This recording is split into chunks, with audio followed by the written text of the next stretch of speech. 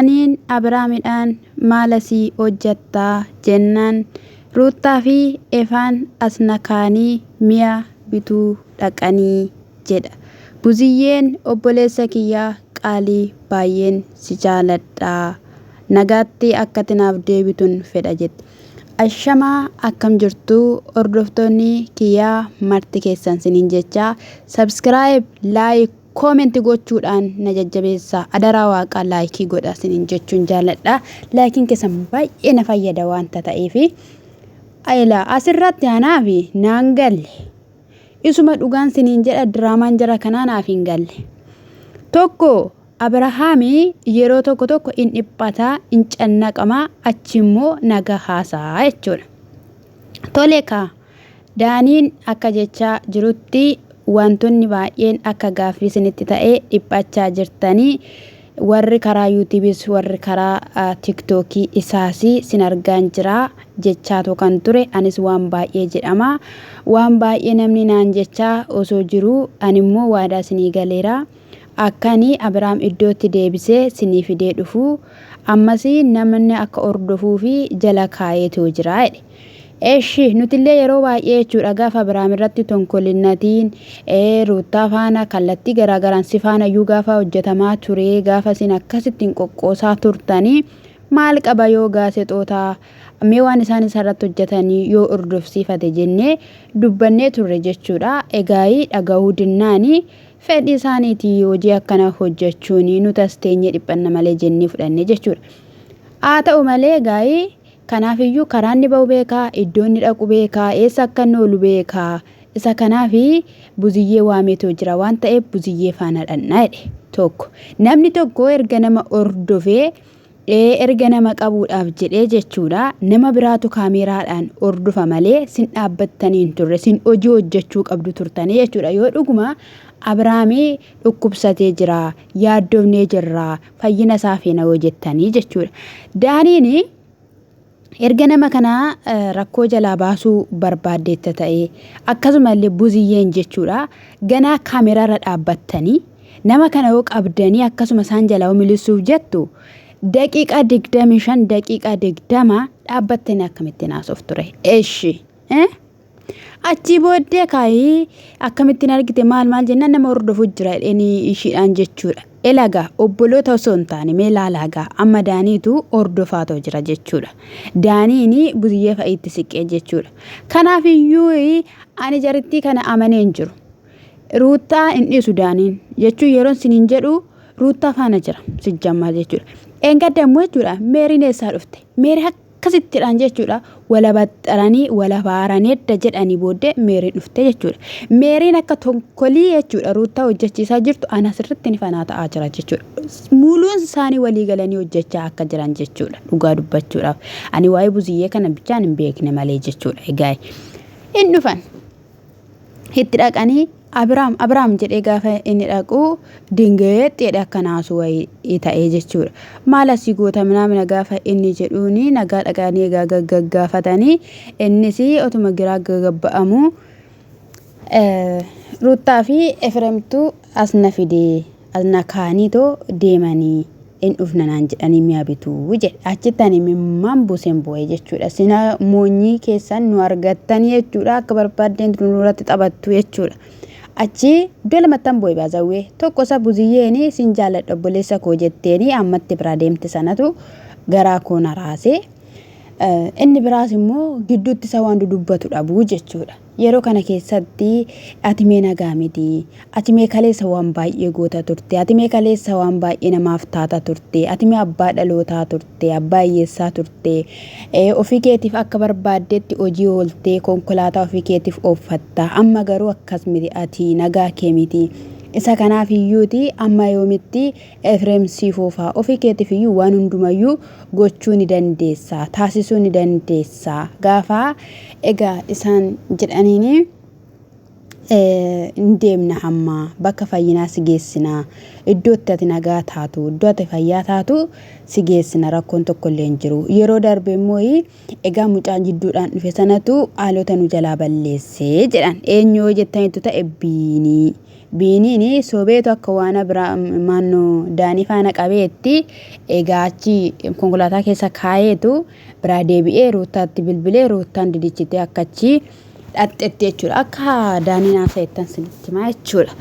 Achi booddee sanadhaan kan hundumtuu ta'e jedhaniini gara nagaatti deebi'aa jira Abrahaam. Gara nagaatti deebi'aa jira, dhiphina keessa jira, yaaddoo keessa jira maleessaayi fuulli isaallee geeddarumsa qaba. Ilaalaa fuulli isaallee geeddarumsa qaba jechuudha. Egaa asirratti ani hin beeku isa dhugaan siniin jedhanii jechuudha. Waaqa dhugaa dubbachuuf taanaan kaleessa galgala sana akkasitti cannaqamee akkasitti wallalamee wanta tatta'eef jedheen dhugaa akkuma kan koo ta'etti dhimmeen man kadhadheef jechuudha. Abjuu argeen ture, garuu abjuun akkana siniin jedhu abjuu argeen ture jechuudha. Abjuu sana keessatti eenyutu itti seerata yoo jettaniitu ta'e faranjiin itti seerata Abrahaamitti jechuudha. Abrahaam immoo dadhabeeram jedha jechuudha. Dadhabeeram jedha. Yeroo kana keessatti isa goote dagatteedhaan jechuudha. Ermeellaan immoo akka boo wayii taate. Abjuun sun baay'eedha, garuu keessaa akkasiniin jedhu Ermeellaan hin booji mimmaan ishii harka ishiitiin hin xaragatti jechuudha. Keessumaan xaqqasinee godhanii hin argina immoo wanta ta'u. Kan zagaayii osuma akkas jedhanii waan baay'eetti haasa'anii girgirri ni uumama jedhanii qaxaroo qabaniif jechuudha. Nu faana deemi naamna gaafa jedhanii laggii hin deemuhanii ruutaan asiina dhabdii Efiraami asiina dhabaa ruutaan hin dallanti yoo asiina dhabdeedhe gooftaa koo abeetu daa'ima ta'e akka daa'ima haasaa jira, akka daa'ima dubbachaa jira. Maalidhame maaloo maalidhan jedhem manattis akkasuma jechuun hammameeyyuu akkattidhaan nagaadha jennus mee hin dhabne. Sababni isaayyuu guyyaa 2 moo 3 kan dhaqanii gaaf tokko shirra ciisa, ruutarra ciisa jechuudha. Gaaf tokko immoo toonni soofarra ciisu, gaaf tokko immoo maalidha intaa calluma jedhee jechuudha, teessorra jechuudha gaafa deeffa'ii dhaqee jechuudha. Kan ammas akka cabe kanamee mana keessattis akkasuma osoo illee kokkolfaa waan tokko ilaalaallee ta'eerallee ta'e nagaadhas hin jenne. Eshi jinni maaltu keessa gale maaltu ta'e eshi maaltu ta'e hooy jedhama Girmaan innaa tiktokii hojjetu. Girmaan amiti namichi Finfinnee keessa sifachi deemu suufisa dhate. Namichi sana baay'ee jaaladha. Natti tola hojiinsaa. Amma gaayii kana dhakaayii hin deemu jedhee hin dide jechuudha. Kottu hin deemnaa jedhanii na babbalanii jechuudha. Hojii keessan nyaadhaa dhugaa dubbachuuf taana ati daaniin jechuudha. Ordofiin kee nama qabuun kee lafa namni seenuun kee isa dhugaati. Sirrii kee jette ordofisuu kee hin shakkine jechuudha. Garuu immoo jechuudha jaalattan zibbitan hojii hojjechaa jirtu jechuudha. Indi aarsaan kaffaltuure eshi kaameraan ala aarsaan kaffaltuu osoo ta'e ababbaltee dafte ilami Abrahaam akkasitti dhiphina keessa jirta ati nama akkasii turte waan baay'ee jettee taamitiire akkasumatti buttee fuutee deemuu qabda turte jechuudha. Inni amma ati nama miidiyaati, viidiyoo waraabaa hooltaa, ati nama hojiiti, jabaadha waan baay'ee jedheen jechuudha. Achii booddee kinoo haala kanadhaan viidiyoota isaa darbanii kun immoo tiktookii keeti miti kun maalidha naamna jennaan miidiyaa kiyya irratti gallakkistee beektaa jennaan lakkii kan inni jedhee jechuudha. Abrahaam immoo maalidha kaameraa fiddanii kan dhuftanis jedheenii ture. Isa biraan cannaqama keessa jira, dhiphina keessa jira. Ofuma keetiif akkas gochaa jirta, ofuma kee haasaawaa jirta jennaan buziyyeen gaafannaanii lakkii jedhee jechuudha. Kanaaf iyyuu lakki kan inni jedhee jechuudha.